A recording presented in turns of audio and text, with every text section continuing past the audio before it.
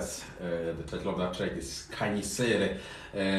Now the time is 19 minutes to 12. You're still listening to VMC Chat Corner with me, Fulan Bright, and Lady Z. Lady Z, we are hosting a lioness here. Yes, the goddess. Madam Speaker. Mm-hmm. So actually now we'll be hearing our point of order. This is a parliamentary sitting that we are hosting here at VMC Planet Radio Studios. We're having Perseverance Maremeni in our studio. I can safely say she's my home girl. She is definitely a home girl. I can claim her. Claim her, brother. Okay, Madam Speaker, how are you? I'm good, thanks. How are you, my brother? I'm good. Yeah. I'm good. We welcome you today here at VMC, and it's an honor hosting you. I didn't know the brand, Madam Speaker, but I always see your uncle, Mr. Maremeni, posting statuses of this lady who's always talking there. So I get to listen, but I was not, because of my ignorance maybe, I did not know this is Madam Speaker, maybe that you are related to him or in whatever way. Until Tim Paya, our colleague, said, there's this lady, he actually sold the brand to me, Madam Speaker, and connected me to your PR, Kanye Murubu, and then we spoke and arranged for this interview. So thanks to T Empire for connecting us to you. We are going to tap into your in fact, we are going to tap into your Royal Highness. Yes. Thank you so much for having me, guys. Yeah, it's an honor to host you. Wow, I don't know where to start. There's so much to talk of. There's so from much. The beginning. Yeah, start there. we can start from the beginning. So you are well known as Madam Speaker, and your peers call you Pesi. You are from the village Mashamba, but I want you to actually tell our listeners exactly who you are, because they only know you posting videos on TikTok. You have got a huge following on TikTok, but now it's actually there's actually an opportunity for them to get to know you better. So we are talking about Perseverance Muru. Before we talk about Madam Speaker. Yes, who is Perseverance Maremeni? You're sending me over to the Muru. Now I'm sending you to the... No, it's a sign. The universe is communicating. It's communicating. Yeah, I'm going there. You're going there. Yeah. Yeah, so it's Perseverance Maremeni. So who is Perseverance Maremeni before we speak about Madam Speaker? Yeah, Perseverance Maremeni is the second-born daughter of Eric Maremeni and the late Nelly Maremeni. I was born and bred in Mashamba village, born at Elim. That is just, Mashamba village is just outside Elim, for those who don't know where that is. Growing up, I've been a different child. I've been different. Were you troublesome? Yeah. I was the black sheep. Yeah. I was the black sheep of the family, and for some reason, I just didn't understand how you have to keep quiet. Yeah.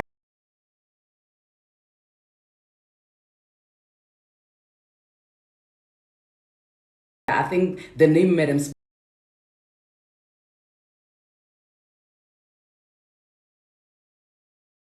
Speaker has been coming for a very long time. Yeah. So growing up, Hamashamba, I believe that there's a lot of people that we know that are successful from that village. That village is just rich. It's just a rich village. It's not a lot of people who come out of there and are not successful. So I grew up in a place where it was so enriched that I was also motivated to do better and just be this better person for myself. So from Mashamba Presidential School to Raluombe Secondary School, I went and studied electrical engineering at Durban University of Technology. From there, that's when I went to study, to work in some power utility. In Lipalale, and I've been staying there since. So, basically that is Perseverance. That is Pacey. Okay, so let's get into Madam Speaker. How did it come about? Child, you know what? I'm one person that there is absolutely no way you're going to say anything negative to me and I'm going to take it. if I can make use of anything negative that is being said to me, I will definitely milk it dry. So Madam Speaker is a name that I had in passing that I was being called by. You know, it's a code name for me because I talk a lot. I was like, but I like it. You know, I could really ride on this name. Exactly, and you did that. Yeah, and when I started calling myself Madam Speaker, I think it was around in 2018. I didn't even think that I always knew I had it in me, but I never thought that I would be trading as Madam Speaker, as this brand that I am today. But yeah, that's where Madam Speaker came about. I can't even remember who called me that or how it came about. But all I know is that it came to my attention that I have a name, which is Madam Speaker, because I talk a lot. And I was like, I like it, and I took it and I ran with it. Wow, what nice. Yeah. Okay, so from your profile, I see that at some point you lost your daughter. Yeah. And because that can be a breaking point for any parent. Sure. And you managed to come out of that. And there might be someone out there who have just lost someone, not a daughter, but a loved one. Sure. It can be a family member, a parent, and all that. From losing your mother when you were a teenager to losing your daughter, how did you come out of that? And how did everything that happened contributed into building you into a woman that you are today? I think from losing my mom, I always the only thing that's gonna get me emotional now is when I have to mention my dad. Everything else I'm okay with. From losing my mom, my dad literally played the role of both mom and dad. I don't think I'd be where I am right now. It's very few men who take responsibility and say that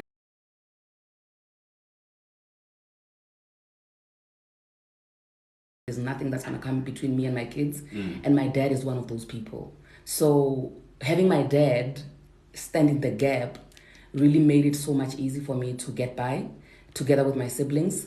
So much that when it now happened that I lost my child, because when I lost my child, it was on the day where they were paying lobola for me. You know, so on my way back to Lipalale from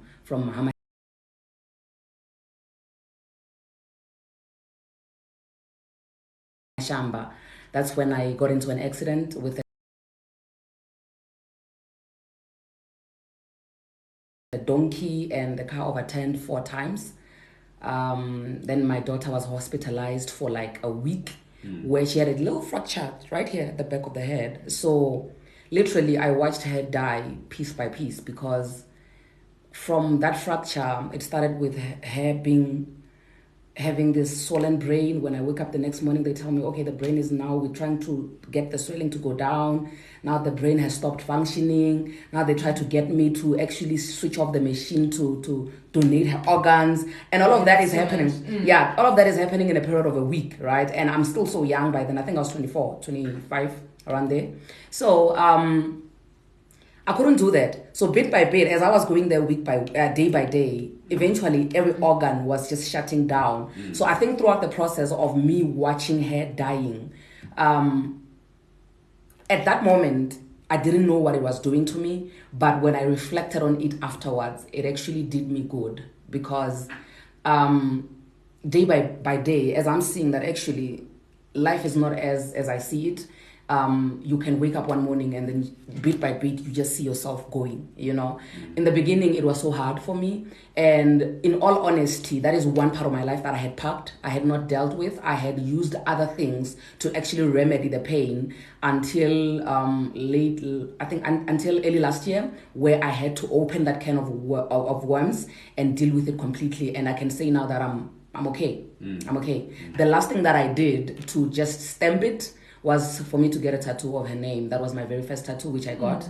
Her name was Ofunwa. She's tattooed right here. Okay. Yeah. On the right hand. So with that, losing your loved one is not easy, but I can't lie to you and tell you that you get healed. You just live and learn to get by with the pain. You know. Yeah. I'm looking at the time now. I don't want us to end the show without actually getting into the topic of the day, what we are here about, the Women's Conference. Yeah. Mm-hmm. What is it all about? Like, and also, we'll be seeing this like in more years to come. Actually, is it the first one? This conference, your first ever? Yeah. Okay. If you check on the poster, it says first annual Women's Conference. Mm-hmm. I'm a believer. Yeah. I'm a believer. I believe in myself so much. The Women's Conference, when people speak, I listen. Mm-hmm.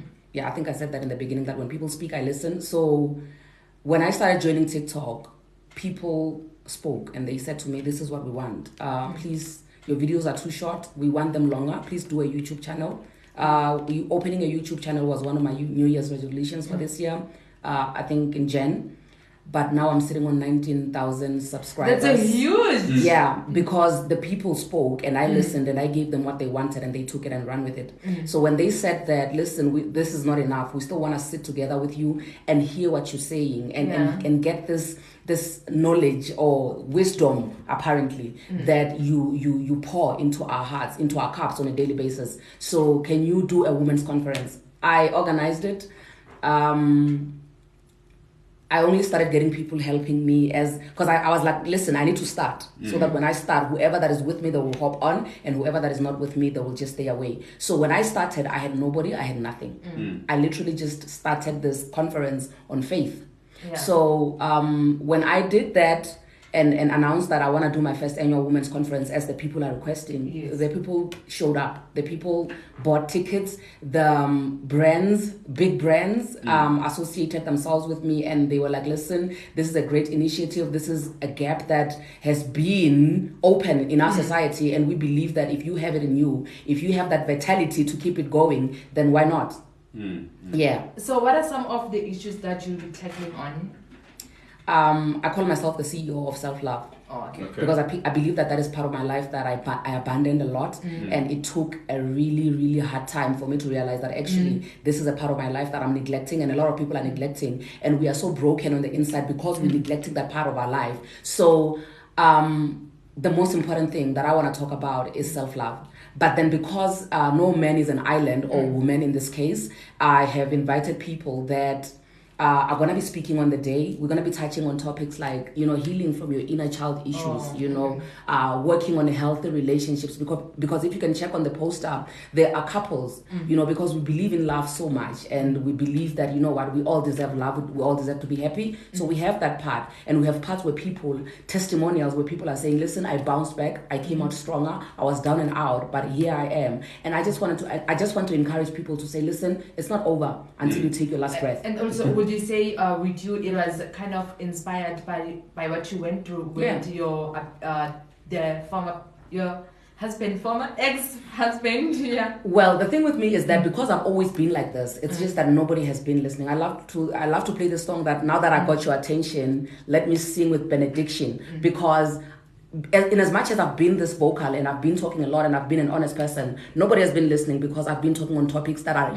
usual. But then now when divorce hit me, it was an unusual thing, but it's hitting an extraordinary person. Yeah. So I'm still going to be myself even through that. And I use my voice to speak. That's how I got the attention. And then I was like, oh, okay, so I can ride on this wave. And I'm riding on it, and I see lives are being changed. So that's what I'm about. Okay, so on that one, speaking about your previous marriage. Yeah. I see you mentioned that you are talking, because now we are approaching. In fact, tomorrow is Women's Month. Yes. And I'm believing that you took that advantage of hosting this women's conference, because everything around that month is structured around issues that women are dealing with every day. And part of, you cannot talk about issues that are women are dealing with on a day-to-day basis and without mentioning abuse. Yeah. And here you are talking about another form of abuse. Yeah. From your previous marriage, financial abuse. Yeah. Can you tell us what was it actually happening? The thing is, because of lack of knowledge, you enable things, and because we don't know how to put words to actions that are happening around us, we don't know what we're doing. We only know the pain, but we don't know what the pain is about, or how to quench that pain. So with me, I realized that because I'm a Christian, I'm a very I'm a believer. So I believe that God had blessed me with this marriage. So as a Proverbs 31 woman, I preach so much against that verse, as a Proverbs 31 woman who has been aspiring to become that from a young age, you should work for your marriage as a wise woman built up. So it didn't matter. For me, I didn't want to apply logic. It all had to do with me just pouring my heart into this marriage, meaning that if I have to be dry, I will work. I will work with all that I have to make this marriage work because this is what God has blessed me with. So I ended up having to compromise so much. Like throughout my marital life, I've been compromising in a sense that I've been the one who's been doing a lot of things. Not that the guy that I was married to was not, but then you see when somebody shows you that, listen, and we are using now. Obviously, they're gonna take advantage of that. That's why I'm saying that I enabled the abuse. So I ended up in a place where I was so much indebted, and I didn't even know how to get out of that, and I didn't even have anybody to help me to get out of that, even though I didn't get myself in that. So I realized that, listen, I'm dying now. I'm dying. So I had to choose me. So, because you mentioned that you are a Christian and you grew up admiring marriages. Do you still admire marriage? Absolutely. I'm definitely walking down the aisle. Married. Yay! You're invited. You're invited. Hello. Tungisad. Yeah, definitely. I'm getting married again. Yeah. Okay, so we have run out of time. We wish that we could still have more time with you. We need an hour with him. Yeah, at least an hour. We should have had an hour with you. But now, how much are the tickets? Are they still there or already sold out? Yeah, fortunately enough, because the lockdown restrictions have been lifted, we have more space now for people. Okay. So the tickets are still available. You just hit up the number that is there for ticket sales, and you're set and you're good to go. And who is in the lineup? You said you have also invited other speakers. Yes. Who are in the lineup? There's a lady called Nosizwe. Okay. Who caught my eye this other time when we were at some event. She's a lady living with albinism. She's an IT technician and she's a model. So she inspired me with her speaking. So I was like, listen, that's the one. And then there's a lady called Boldy Owami. She's a big YouTuber, top YouTuber in South Africa. She also has a lot to tell about hitting rock bottom and coming out strong. There's a lady called Elina, who is a self-taught makeup artist. She's a celebrity makeup artist. Wow. She's an author. She's making big moves right now, like right here in South Africa and in other countries. She's coming there to share with us. We have couples. We have Henny C, the Tsonga Prince, who is going to be there with his wife, Henin, Janine. They believed in the initiative so much that they were like, listen, we're coming there, we're supporting this, and also we're going to be having a performance from them as well. Yeah. We have, I'm going to feel so bad if I leave some people out because the lineup is like long. We have a lady who is Dakaro. Like, guys, should I count everybody? Because I see her. No, you can. You can count anybody. Yeah, you can. Is it? We don't want you, we don't want them to come there and don't deliver to your expectations because you left them out when you were on. The thing is, you guys caught me off guard. Had I known what I must now, speak with about every. But then if you check on the poster there, you will see the lineup of ladies. And also because I've been writing, I've had a thread of writing down the, what do you call this? Just the profile of to say this is the person that we're dealing with. This is what you should expect when you come to the event.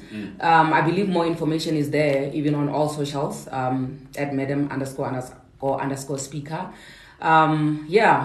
It's definitely going to be a life-changing event. History. Oh, wow. Thank you so much for joining us, Madam Speaker. Thank you so much. And also, before we let you go, where is the venue of this event?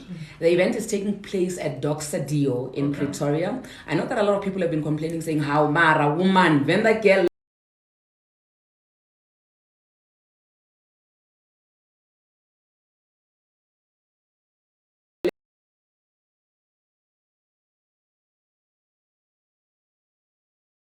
Pretoria. I had to look at the what do you call this thing? follow. Yeah. I had to look at the logistics to say, okay, where are most of my followers at? And then Pretoria was just top. So it has nothing to do with she thinks she's better or whatever. No, it's just I had to follow the people where they are, the majority of people. Okay. Yeah. It is in Pretoria on which on date? The 13th of August. 13th of August, yeah. From 1 o'clock to 6 p.m. Yeah. Okay, so one last question. A lot of people host conferences like this one. So what is it that people who buy your ticket, who bought your tickets, and those who are still going to buy your tickets, everyone will be attending. What is it that they are going to get that they cannot get in any other conference? Okay. The theme of the show is haute couture. You have to be classy. There's going to be a red carpet. You must dress secure and feel and look good, right? But the meaning or the ideology behind that runs deeper than just you looking good. I want you to look good and feel good, not only when you come in but also when you leave. I want you to feel fulfilled. I want you to feel to leave the place feeling that, listen, I can conquer the universe. I can do whatever it is that I set my mind to, and I will definitely, I'm enough. I'm good enough. Yes. I am the change that I want to see. So more than anything, I want you to be fulfilled when you leave that place. So our colleague Tinswalu, she's listening. She's saying, such a powerhouse. May she continue to flourish forever and ever. Thank you so much. So I can't let this go. Like we said that we needed at least an hour. Yeah. You told us about the tattoo on your right shoulder. Yeah. There's a lion on the left hand. What's happening there? Yeah. This is it's a lion wearing a crown with some flowers here on the side. Okay. If you check on the poster, it's written Crowned Lioness presents first annual women's conference. In 2016, I invented a brand called Crowned Lioness. Okay. It was intended for clothing. It was my fashion line, right? Oh. When I birthed Crowned Lioness, the idea that I had in mind is that whoever that I make clothes for, that which I am on the inside, I always feel like, you know what, I'm as strong as a lioness, I'm as powerful as a lioness. There's absolutely nothing that I cannot get if I set my mind to it, like a lioness, right? And I'm not just any ordinary lioness, I'm a crowned one. I have a crown on top of my head. Yeah. So whoever that I make clothes for, I want that energy to be transferred. I want them to feel the way that I felt when I made those clothes for them. So right now, I'm a roaring lioness. Yeah. Right? Yeah. And I've been a lioness all my life. And what a lot of people don't understand is that they think that I've been loud now and a noisemaker now because I'm Madam Speaker. But if you go all the way back, when I was even still married by then, in 2016, I was a crowned lioness. Okay. Just because I was a sleeping lioness, it didn't make me any less of a lioness. Right now, the only difference between then and now is that right now I'm a roaring lioness. So the tattoo here says exactly what I am. I'm a crowned lioness. Yeah. Okay. Yeah. Paige, thank you very much for coming here. And can you give them your contacts, those who want to purchase your tickets, and also give them your social media handles, those who want to follow you? Yeah, you see now the problem with having PR. I don't know the number by heart. Yeah, the number, I don't know it by heart, but it is there on the poster. If you check on all my social media platforms, my profile picture across the board, it's the poster for the event. Okay. So there's a number there. It's a 061 number. I feel so bad. Check it because I do have the poster. Please check the number for me. Can you send it to me? Let me quickly check it. Yeah. Then you are saying I should not also get a PR, né? Because I'll forget important details like the number. Yeah, the thing is, it's not. I have so many things on my head. I have the number that you can call if you want to inquire. It's 061 951 2874. 061 951 2874. So thank you very much for coming here. And we'll be waiting for those invitations to your wedding. Listen. Yes. You are there. Thank you so much. Thank you so much for having me. I really appreciate this, guys. Okay, thanks. Okay, that was Perseverance Maremeni, Madam Speaker. She will be hosting a women's conference on the 13th of August in Pretoria. You can purchase a ticket at 450. A lot of tickets have already been sold, so the event will start from 1 o'clock in the afternoon until 18 hours in the evening. It's a one-woman show, but she also have a variety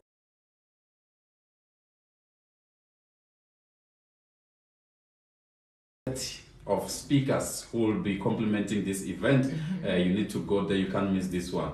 Yes. And it is the time of the day where we have to wrap up the show because this is cuts abanye abantu ngemanje. Yeah, if the show